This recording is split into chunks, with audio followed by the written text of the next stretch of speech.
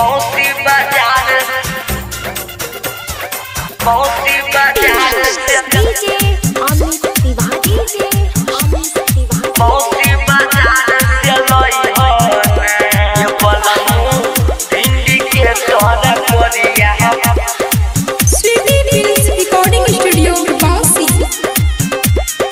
मौसी बाजार चलई हो ये पलमू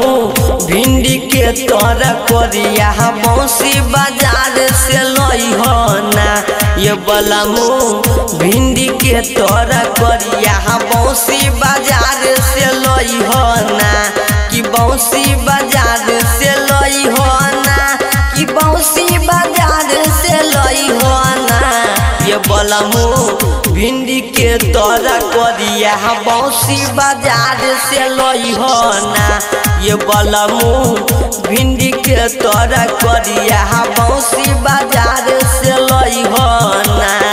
मौसी बाजार से लई हो ना मौसी बाजार से लई हो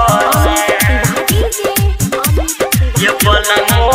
भिंडी के तोरा कोरिया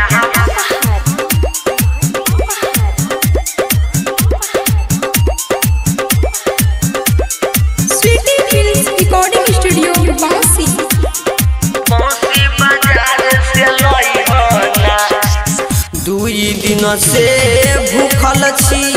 नहीं छै घर में पैसा हो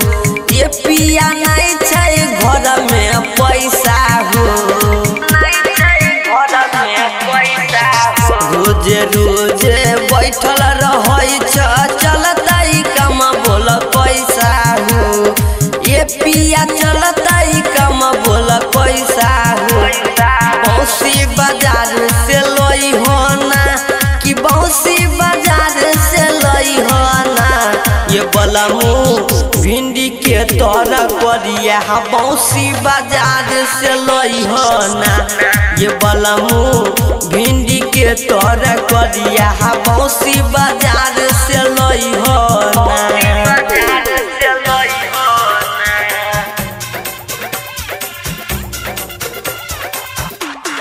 मौसी बाजार से लई हो ना ये बलमू भिंडी के तोरा कोरिया स्वीटी फिल्म्स रिकॉर्डिंग स्टूडियो बांसी मौसी बाजार से लई हो ना देवरा बनसी से मंगल चलिए बोलिए के 200 पैसा हो ये पिया बोलिए के 200 पैसा हो बोलिए के 200 पैसा हद दिन मक सब कुछ लई हो दुई दुई गो पुरिया हो ये पिया दुई दुई गो पुरिया हो मौसी बाजार से लई हो ना कि मौसी बाजार से लई हो ना ये बलमू गोभी के तोरा कोरिया मौसी बाजार से लई हो ना ये बलमू गोभी के तोरा कोरिया मौसी बाजार से लई हो ना।